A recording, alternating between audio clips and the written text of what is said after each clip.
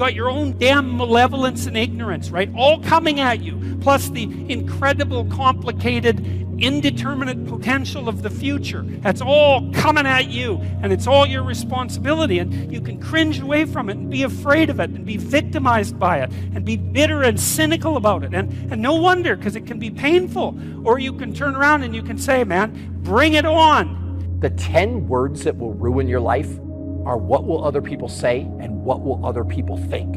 So whoever you are, wherever you are, do you. One of the most important potents to anything that you want out of success is discipline. That means no excuses. That means no laying around. That means all of this I can or I cannot do or I won't do or I don't know how to do it. We're going to show you how to figure it out. But it starts with you. Discipline.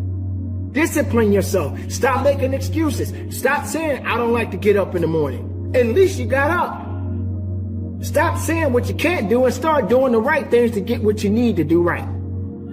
That means get up and focus on what's going to make you a better individual all across the board. It's not going to work unless I change. And nothing changes in my life until I change. How can you ever change yourself? You think that you're a Gandhi, but how can you be a Gandhi if you won't look at yourself and change yourself, right? The only way you can become good or kind of overcome some of these qualities is by looking at it, seeing the reality, and then confronting it, and then trying to change it. Who the hell are you? You know, you think you're a miracle of some bloody bizarre sort. We've been around for 3.5 billion years. You know, every single one of your relatives propagated successfully. And here you are, against all possible odds, in this world of hell in some sense, and bitterness and tyranny and malevolence. And yet, God only knows what's inside you, this capacity for consciousness, the capacity to confront potential and to turn it into something good. You know better, but you're not doing better. That's some scary shit for you to decide. Here's limitations, but I'm so used to doing wrong and being dysfunctional. I know better, but I don't want to do better. Without that work ethic, you know, greatness cannot be achieved. You know, anytime I hit a big shot, I mean, you know, everyone would be so surprised and just like, wow. I would be surprised if I didn't make it. You know, I put the work into this like every day, all day. And then when I'm done with it, guess what I do? I dream about it. I visualize it.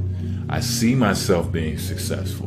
And then I'll do it again. There's a million excuses I could make to rationalize not getting up early, doing the ice bath, and going for a run. But there comes a time when all these potential excuses turn into fuel that motivates you to keep going. When I wake up in the morning and I look out the window and see that it's pouring rain, I don't question if I'll be out there running. I just get excited at the fact that I'll be out there, and I wonder what it's going to feel like to face that discomfort and overcome it. Some people are going to call you a loser. Some people are going to make fun of you for failing. Some people are going to count you out. Call you weak. Say you will never amount to anything. What you going to do? Are you going to prove them right? Or are you going to prove them wrong? See how good we could make things. And maybe that would be the purpose of your damn life, right? So I learned, because I looked at dark things, that I learned that the light was more powerful than the darkness as far as that I was concerned, and that people were capable, each of us, of remarkable things, and that we need to know that that's what we are. We're this consciousness that confronts potential with all its catastrophe. That's what we are. Success isn't about greatness. It's about consistency. No one's born great. Greatness is something that is earned through consistency. If you show up day after day and work hard, if you give your full effort, if you leave nothing on the table, then greatness and success will come. What it really comes down to is people just don't want it bad enough. Because I've seen countless examples of people that will say they don't have time, that say they don't know how, but when something becomes important enough for them, they figure it out. One of the things you have to understand about life is everything changes and everything ends. And that kind of sounds heavy on the front end, but it's a truth. If everything changes and everything ends, number one, it should make you appreciate what you have right now. And then my view is what's next is always better. I want to be up, then anybody in the world wants me to be down. And it's all about, well, like I said before, self-belief. My whole success is from belief. Something I can feel, but not actually see. And having these setbacks where I can't even run a mile, but I'm thinking about running 135. I can't run 1 mile, and what if I can win it? Wake up! Stop sleeping on yourself. The biggest problem that you have had is not that you don't have resources. It's not that you don't have supporters. It's not that somebody doesn't believe in you. It's that you have not believed in you. Stop sleeping on yourself. Step into your authenticity. Step into your intelligence and your brilliance. Release your gift. God has given you something great. Release it. It's a mental standard you must meet in life. Motivation has an expiration date. And when motivation dies, discipline must take its place. Pick something rather than nothing, or pick something rather than all things, and then set yourself to master that. You need to have a primary discipline. It's absolutely necessary to succeed in life. Now, once you have a primary discipline, then you can branch out and become a multiplicity in your disciplined approach, and then you're absolutely bloody unstoppable. But you really need that initial disciplinary routine. It's that, having a discipline every day to say, for me to learn this one math problem, it's gonna take me 10 hours. How bad do you want to get to that next level? What are you willing to do? What are you willing to sacrifice? What are you willing to give up? Who are you willing to let go to get where it is that you want to be? There is a bridge from what you see in your head to what you hold in your hand. And that bridge is called discipline.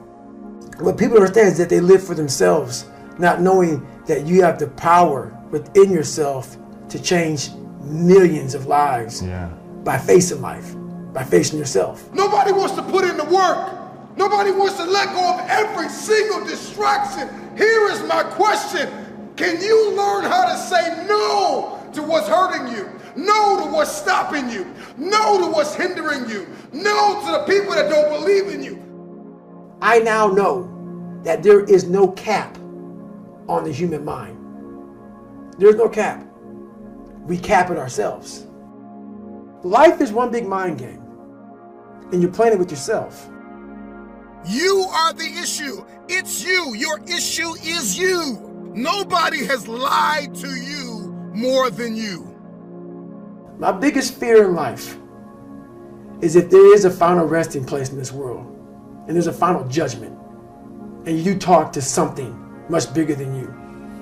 I don't want to sit down and have a conversation with someone with something that says, you're in heaven, this is what you should have been on earth. And are you really in heaven now, or are you in hell? It also makes you disciplined, and once you're disciplined, like you're like a sharpened sword, man, like a well-tempered blade, and then you can go out there and operate in the world. So, and if you haven't found your passion, then I would say, well, don't wait around till you find the damn thing, because you may never find it. Is pick something and focus on it, and if you move strongly and forthrightly towards it for a number of months at least, or even a number of years, and then you find, well, that wasn't the thing for you, it isn't going to be a waste anyways, because most of the time the pursuit of any disciplined knowledge pays off, even if it doesn't pay off in the way that you initially expect. Mental toughness isn't something that you sample. It's something that you live in every day. So when something hard would happen to these kids, like in Hell Week, it would draw on something that made them very insecure, and they look for comfort. Whenever hardness comes, and you don't know what it is, it may be different for you than it is for me, But you go back to your insecurities. And then when you go back to your insecurities, you then look for comfort within those insecurities. And we all look for that cookie that your mom used to give you when you were sad, when you were sick. We look for our wife or our husband. We look for comfort. It's in those moments you must retrain your mind to think differently in hell.